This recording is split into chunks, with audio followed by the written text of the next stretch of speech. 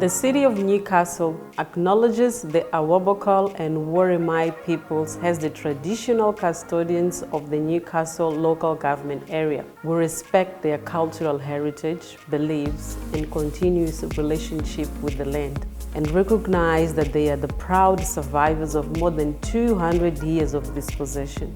Council reiterates its commitment to addressing disadvantages and attaining justice for Aboriginal and Torres Strait Islander peoples of this community. Last week we did take some time laying out the foundation of the course. We talked about the structure of the course, we talked about the requirement, expectations, and the aims of this course. So in terms of requirements, no writing experience is required for you to join this course. All you need to do is to register on the Newcastle Library website.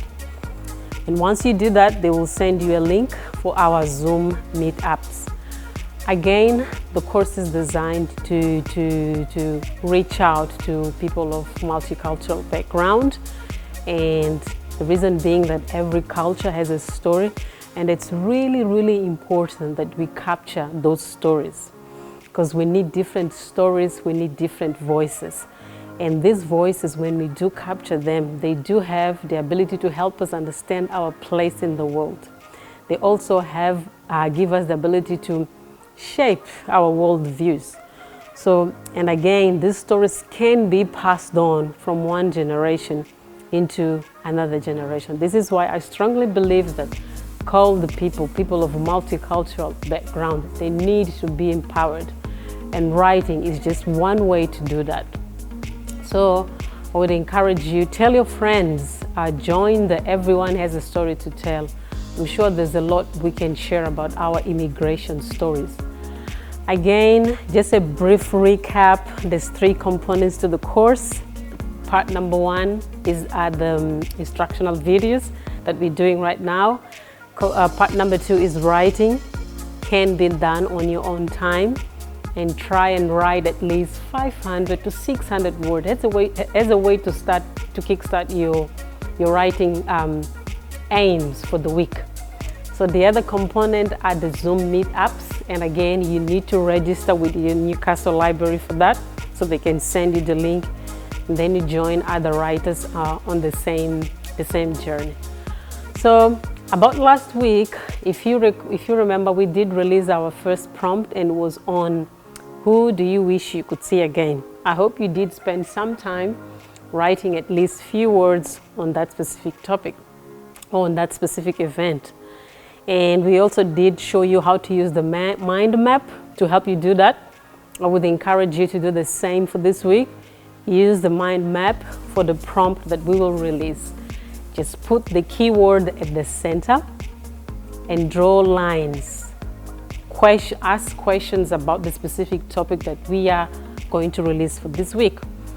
So, and in that, keep in mind, vulnerability is also key, which is a key strength of any writing, of any memoirs, that we have the ability to engage and read and keep on reading without feeling that, oh, I'm bored, oh, I wish I didn't have to read this book all over again.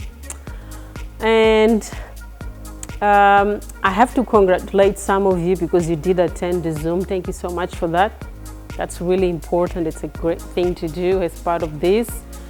You get to meet other people as well. So keep doing that. I would encourage you to do the next one. So for this specific video, instructional video, as I said, each instructional video aims also to release a prompt so you can work on your own pace and on your own time. So I'm happy to release our second prompt for the week, and this one relates to family traditions. So the theme today is write about a family tradition in your nation of birth.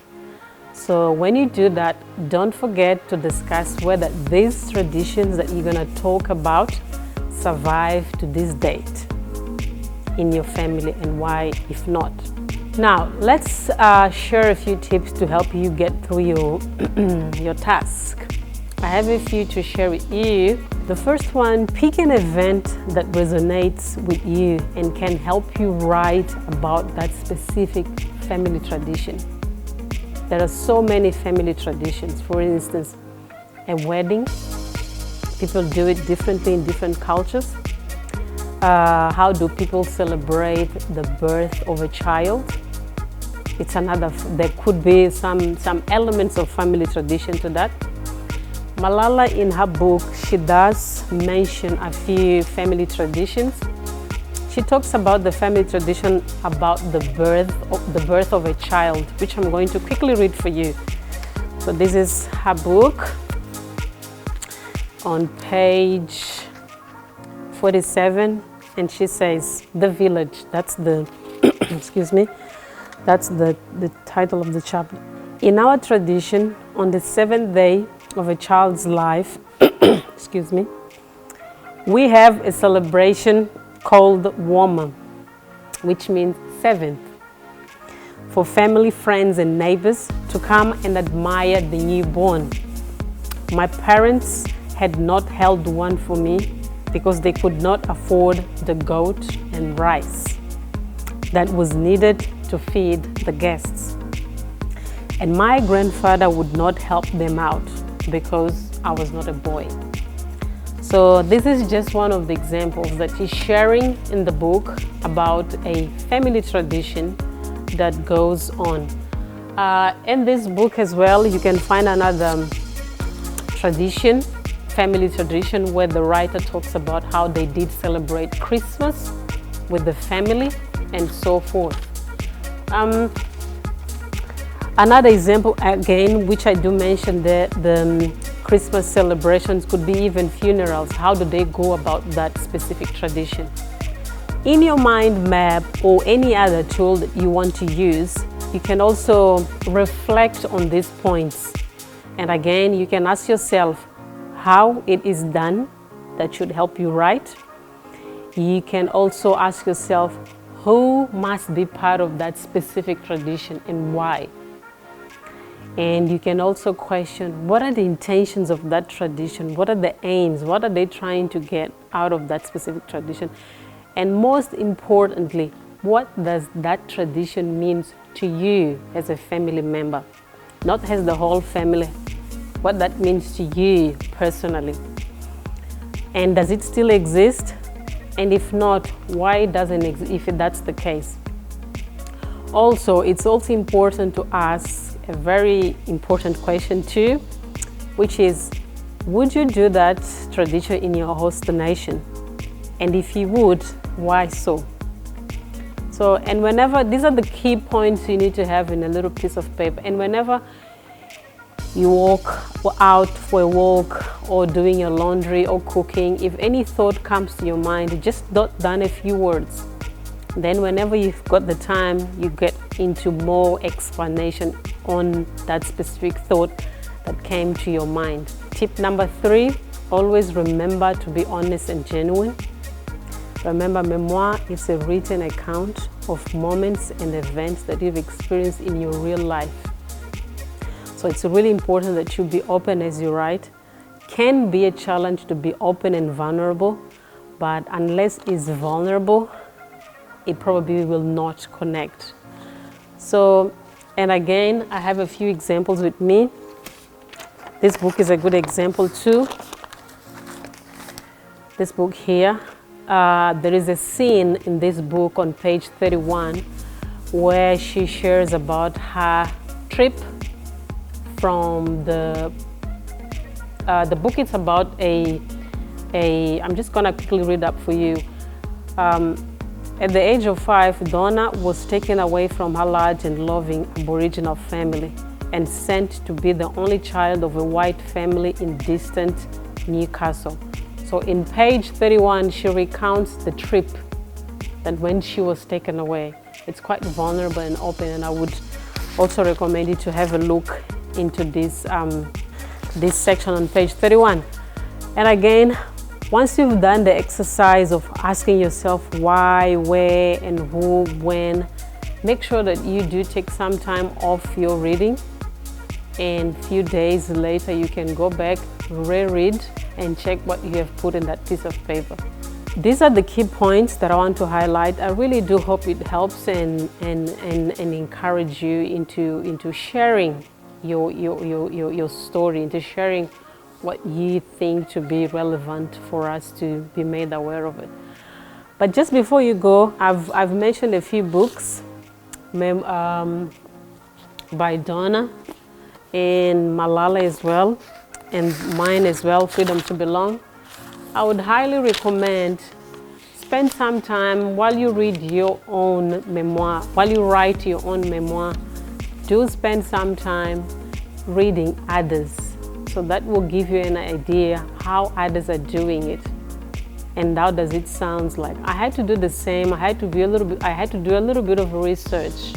As I was doing my own writing, I went to the library and I checked under the memoir section, non-fiction.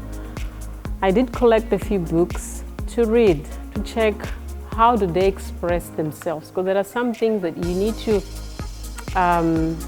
you need to be exposed and allow yourself to experience different writing styles, different voices of people recounting special moments and events that have experienced in their life.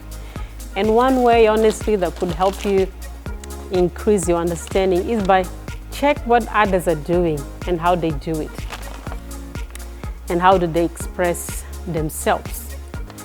And these are the key points that I wanted to share on this theme for the day, which is family traditions. I do hope you do spend some time exploring on this topic, and I hope the tips that we released help you to kickstart with that. And hopefully I will see you on our Zoom meetup so you can have the chance to share all your writing that you have been doing.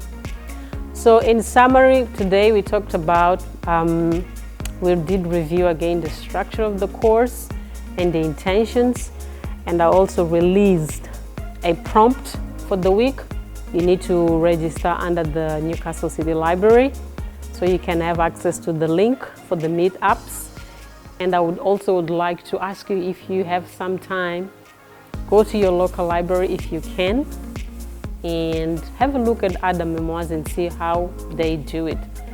Next week we will release our third prompt, and see you on our Zoom meetup on Tuesday, the 9th of June, 5:30 to 6:30 p.m.